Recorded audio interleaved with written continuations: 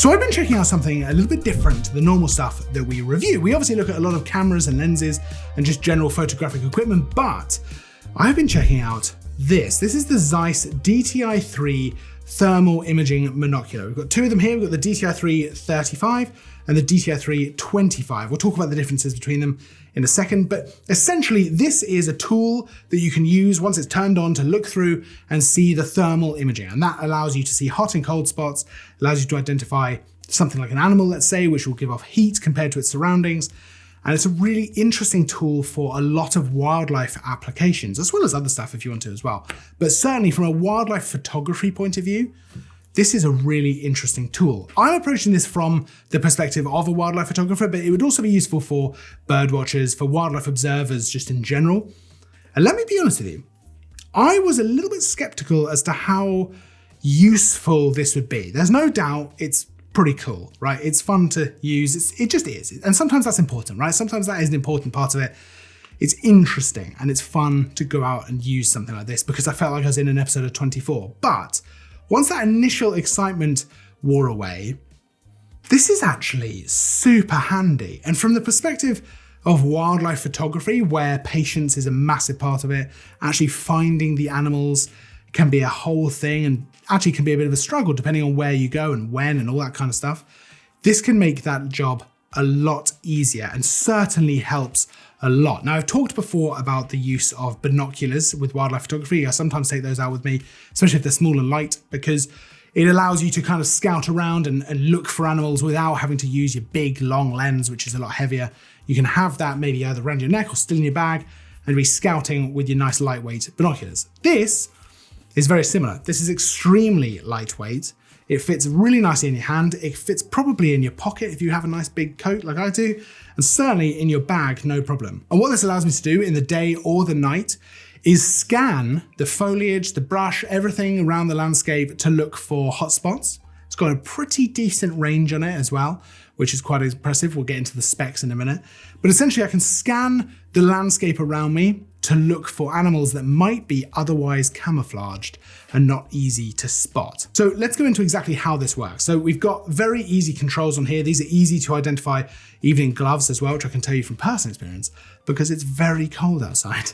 There's not too many controls on here either, which I really like, but they're all very tactile and placed nicely. So you just get used to it very quickly, right? Within 10 minutes, you know what you're doing with this. On and off, a button to use for either taking a photo or actually capturing footage with this as well, which is quite interesting to then be able to watch back later. You've got two buttons here to be able to zoom in and out. Now you can zoom up to 4 times. It does get a little bit pixelated, but that's pretty normal for something like this. It's not kind of a limitation, it's just how this sort of thing works. And then we have a button here to change the different modes that you actually view this with. So when you actually view through, you've got 4 modes you can choose from: white hot, black hot, red hot, and then rainbow. Now, rainbow is probably the one that you are most familiar with if you've never used something like this before, because it's the sort of thing you see on TV shows and movies. But all the different modes are really useful and have different uses as well. I found myself generally gravitating towards white hot and towards rainbow. I thought both of those are very useful, but black hot and red hot are great as well. Just kind of a little bit of personal preference when you're actually working through that, and it's worth experimenting a bit with what you actually like. In the daytime, this is great for finding camouflaged animals. So let's say a deer or a smaller animal that's actually camouflaged within the kind of growth around it, all the plants and all that sort of stuff. This will allow you to find that animal even if you can't see it so well with the naked eye. This is even more useful in some ways for stuff like that than binoculars. And that then allows you to switch over to your camera and lens or over to your binoculars, depending on whether you're photographing or just observing, and take it forward from there. At night, this is just an absolute lifesaver if you want to either observe nighttime wildlife or photograph it. If you're looking for an owl, if you're looking for other nocturnal creatures, this is going to make it so much easier. It's crazy how much easier this will make it. Now, this is very, very easy to just get to grips with, right? The screen looks great. Everything is very intuitive as you go. The eye cup part is extremely comfortable as well. That's actually really nice. Because it's so light, you barely even feel it holding out to your face. It's just a very nice thing to be able to use like that.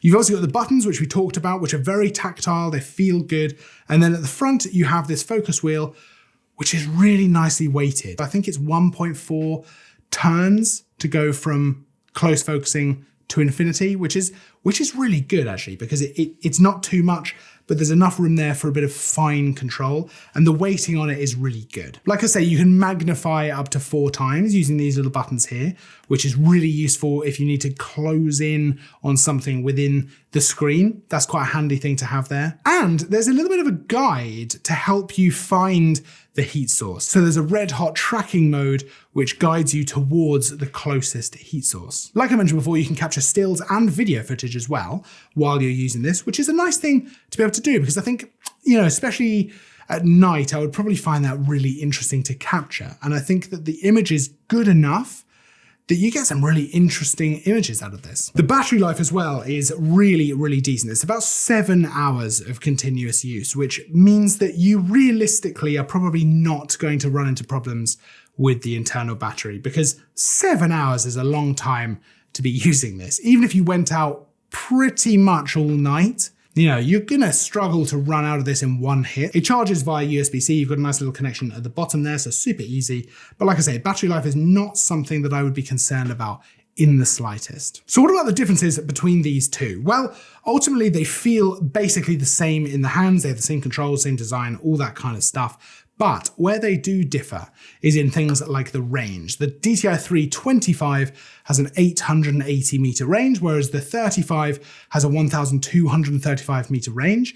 That being said though, the 25, even though it has less range, it does have a wider field of view.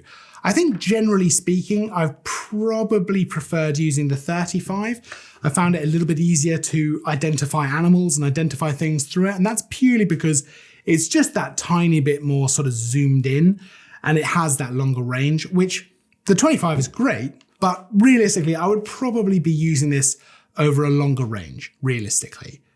While I'm scouting around for animals, yes, it's handy to be able to look close, but realistically, the longer range is going to be much more useful. So the DTI 335 is probably the one that I would go for, but if you're someone who is either a bird watcher, a wildlife watcher in general, or wildlife photographer, this is an extremely useful tool that you could either pair with a nice camera and lens or a binocular setup. It has a load of practical uses, which I'll be honest, I didn't expect it to be as unbelievably useful as it is. Now, I'd love to hear what you think. Is this something you would incorporate into your workflow?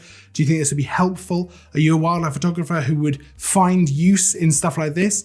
Have you ever tried something like this out? I'd love to hear all that stuff down in the comments. Of course, you can check out both of these, the DTI 335 and the DTI 325, but check out the links down in the description. Don't forget to like and subscribe as well, so there's new content all the time. I'll see you in the next video, but until then, as always, thanks for watching.